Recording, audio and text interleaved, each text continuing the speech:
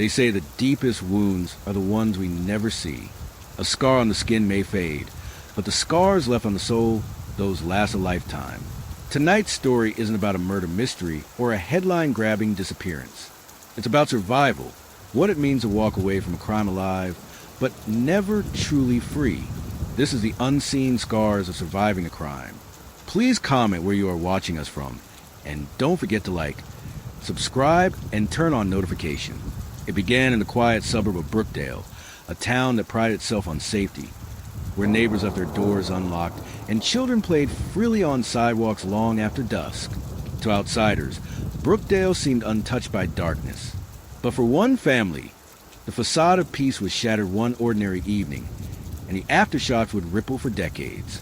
The victim at the center of this story, let's call her Lena, was just 16 when her life split into before and after. Before, she was a high school sophomore, balancing homework with track practice. She loved music, scribbled song lyrics in her notebooks, and laughed too loudly at inside jokes with her best friend, Amy. She had a shy smile, the kind that made you lean closer just to catch it. After, she became someone else. Someone who lived in constant hypervigilance, who slept with chair wedged under her bedroom door, who couldn't step into a crowded hallway without her pulse racing as though danger lurked in every corner.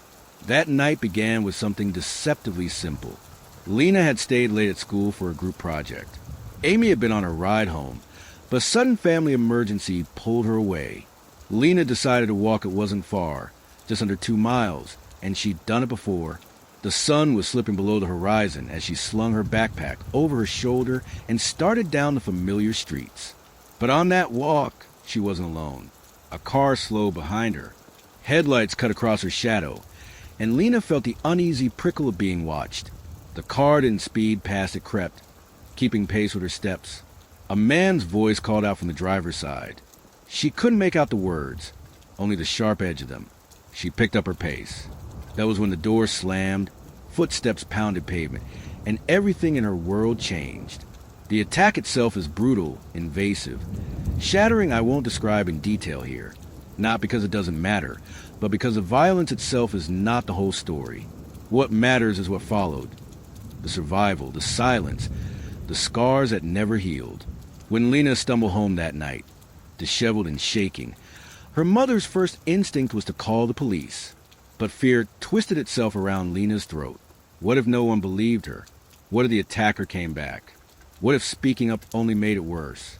And so, in a decision that would haunt her, Lena begged her mother not to tell, not to make it real. Not yet. For a while, life appeared to return to normal. Lena went back to school. She smiled when friends asked how she was. But underneath, something inside her was unraveling. She jumped at the sound of lockers slamming. She couldn't focus on lessons. And when Amy noticed bruises on Lena's arm and asked, "Are you okay?" Lena just laughed it off. Weeks turned into months, and months into years. The attack was never reported. The man in the car was never identified. And Brookdale went on believing it was still a safe little town. But trauma doesn't just vanish. It waits. It festers. By her 20s, Lena carried her survival like a hidden burden. Outwardly, she appeared fine. She found work at a local bookstore, lived in a small apartment, and kept to herself. But inside, every detail that night remained carved into her memory. The smell of cigarettes on a stranger's jacket, the squeal of sneakers against asphalt, the weight of hands pinning her down. The worst part wasn't even the memories. It was not knowing. Who was he? Did he still live nearby? Had he done this to anyone else? And then, one night, the past collided with the present. It happened almost by accident. Lena had gone to the grocery store late, near closing time. She reached for a carton of milk, and another hand brushed against hers. She looked up and froze. The man standing there. His face. His voice when he muttered, "Sorry." Something in her chest caved. Was it him? The same man from that night? Or just a stranger who looked eerily familiar?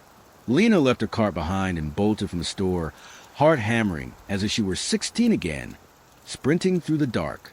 That night, she realized something undeniable.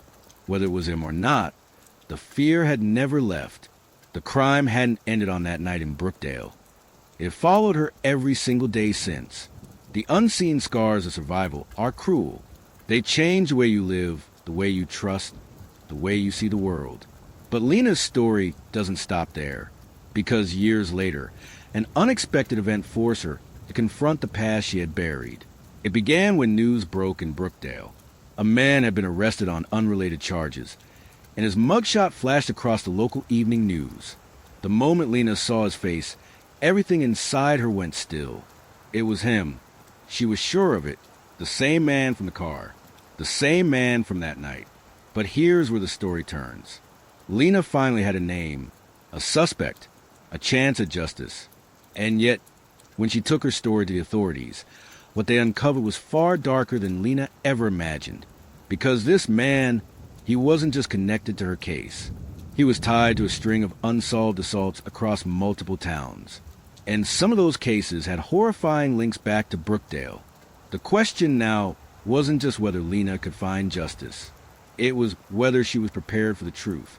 Because as investigators dug deeper, they uncovered secrets about the night of her attack that would shatter everything Lena thought she knew about her survival. What Lena didn't know was that someone she trusted may have known the attacker all along. Part 2 continues. Please like, comment, subscribe, and turn on notification. Thanks for watching.